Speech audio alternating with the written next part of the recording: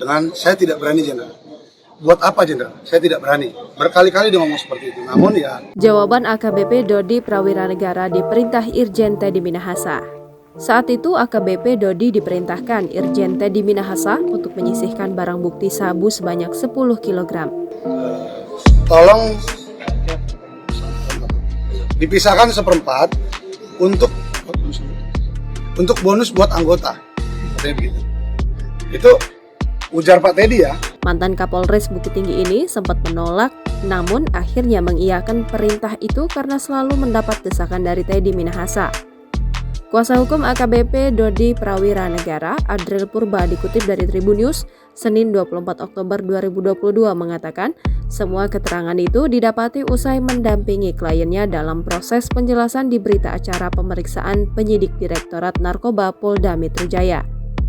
Setelah penjelasan Pak Dodi memang penuh desakan, tekanan, dan akhirnya dia menjalani perintah tersebut dengan itu keadaan overmark itu, keadaan tekanan itu. Jadi walaupun dia dalam hatinya menolak, namun Dodi disebut Adril memang mengaku di BAP telah menolak beberapa kali permintaan Irjen Teddy Minahasa tersebut.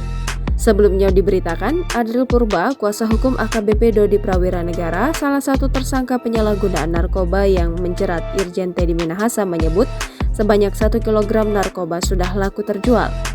Proses penjualan narkoba jenis sabu itu dikatakan Adril setelah adanya transaksi antara Samsur Ma'arif atas perintah AKBP Dodi Prawiranegara kepada Linda di wilayah DKI Jakarta. Kata Adril, transaksi itu sepengetahuan Irjen Teddy Minahasa. Adapun runtutan proses transaksi itu dikatakan Adril setelah Dodi Prawiranegara tiba di Jakarta, ia memerintahkan Samsul Ma'arif untuk melakukan transaksi dengan Linda. Barulah kemudian Ma'arif bertemu dengan Linda. Kemudian Linda bertemu kembali dengan mantan Kapolsek Kalibaru, Kompol Kasranto. Linda menghubungi Kasranto selaku mantan Kapolsek Kalibaru untuk mencari pembeli. Singkat cerita, terjuallah 1 kilo itu.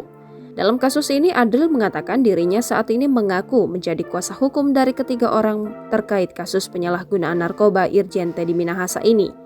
Ketiga orang tersebut yakni AKBP Dodi Prawiranegara, Samsul Ma'arif, dan Linda Pujiastuti. Sebelumnya diberitakan, mantan Kapolres Bukit Tinggi AKBP Dodi Prawiranegara membantah dirinya mendapat arahan Irjen Teddy Minahasa untuk melakukan transaksi narkoba dengan Linda di wilayah Sumatera Barat. Kuasa hukum AKBP Dodi, Adril Purba, mengatakan kliennya itu tidak pernah mendapat perintah Irjen Teddy Minahasa terkait wilayah tertentu untuk melakukan penjebakan terhadap Linda.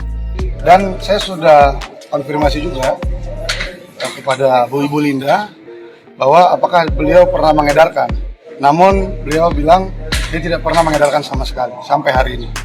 Jadi saya mau tanya, keterangan lawyernya Pak TM yang bilang bahwa menjebak Linda itu, dia itu tidak bersalah gitu. Dan apa bisa polisi menjebak-jebak begitu? Polisi berarti jahat dong, bisa menjebak-jebak seperti itu. Apalagi sekelas Irjen Pol, sekelas jenderal, menjebak-jebak dan katanya ada mengait-ngaitkan 20M. Dalam arahannya, Adril menjelaskan, awalnya kliennya itu diminta oleh Teddy Minahasa untuk melakukan transaksi dengan Linda melalui jalur udara atau dari pesawat terbang. Namun Dodi disebut tidak berani melakukan arahan tersebut dan memutuskan untuk melalui jalur darat ke arah Jakarta untuk menemui Linda. Ketika proses transaksi, Adril mengatakan kliennya itu memerintahkan Samsul Ma'arif, orang kepercayaannya, untuk melakukan transaksi dengan Linda. Adril pun menegaskan bahwa penggagas terjadinya transaksi antara AKBP Dodi dan Linda adalah Irjen Teddy Minahasa.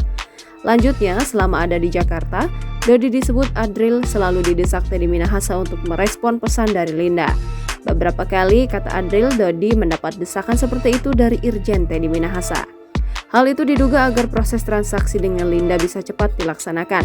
Sebelumnya diberitakan mantan Kapolda Sumatera Barat Irjen Teddy Minahasa membantah telah menerima uang sebesar 3 miliar rupiah dari hasil penjualan narkoba.